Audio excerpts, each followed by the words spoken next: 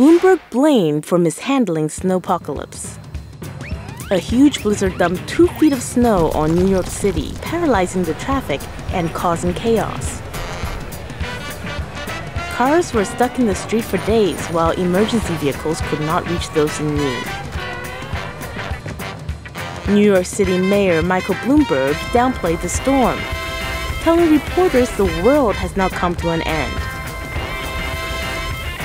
The remark outraged New Yorkers.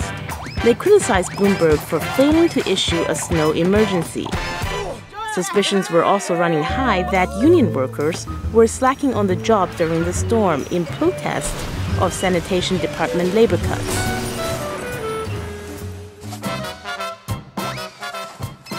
It was a very different story across the Hudson River in New Jersey. New York Mayor Cory Brooker personally helped people who were stuck in the snow.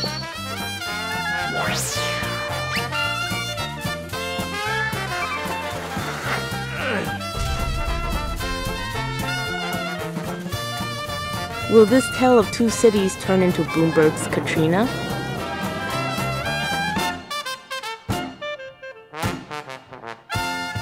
想成为我们的动画人物吗？相关资讯请上脸书 Get Animated， find out more on Facebook。